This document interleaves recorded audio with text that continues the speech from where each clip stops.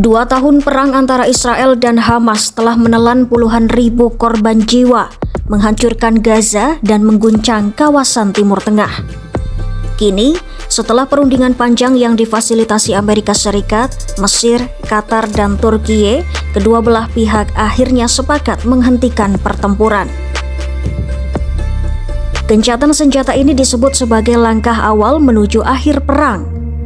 Namun, di balik kesepakatan yang tampak menjanjikan itu, masih banyak pekerjaan rumah besar yang belum terselesaikan. Kesepakatan yang ditandatangani di Kairo ini menjadi bagian dari rencana bertahap yang diusulkan Presiden Amerika Serikat Donald Trump. Tahap pertamanya mencakup penghentian penuh operasi militer dan pertukaran sandera antar kedua pihak. Israel dan Hamas telah menghentikan serangan udara dan darat. Pasukan Israel mulai mundur sebagian dari jalur Gaza menuju garis yang disepakati bersama disebut sebagai garis kuning. Mereka masih tetap siaga di sejumlah titik strategis, terutama di perbatasan timur dan utara Gaza. Di lain sisi, langkah kemanusiaan juga mulai diambil. Penyeberangan Rafah yang menghubungkan Gaza dan Mesir akan kembali dibuka.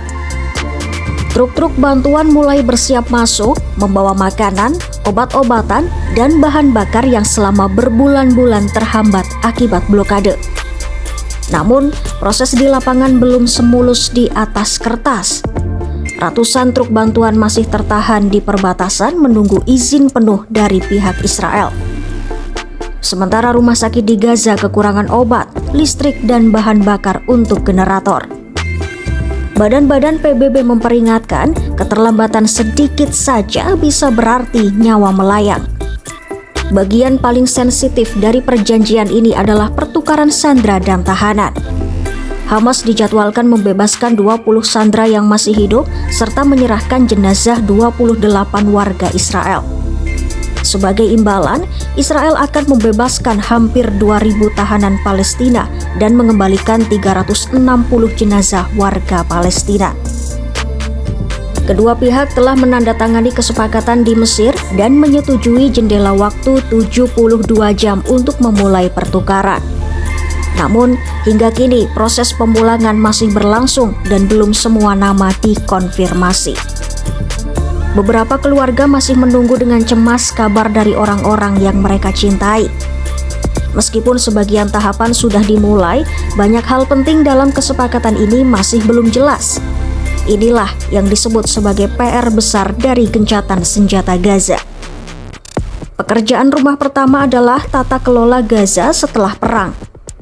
Dalam rencana Trump, Gaza pasca perang akan dikelola oleh Komite Teknokrat Palestina, bukan Hamas, dan bukan pula langsung oleh Israel. Tujuannya agar pemerintahan baru bersifat profesional dan netral secara politik. Namun, hingga kini belum ada kesepakatan siapa yang akan memimpin komite itu, bagaimana struktur pemerintahannya, dan apa hubungan mereka dengan otoritas Palestina di tepi barat. Hamas mengaku terbuka terhadap ide tersebut, tapi menuntut agar pihaknya tetap memiliki suara di lapangan. Masalah kedua, perlucutan senjata Hamas.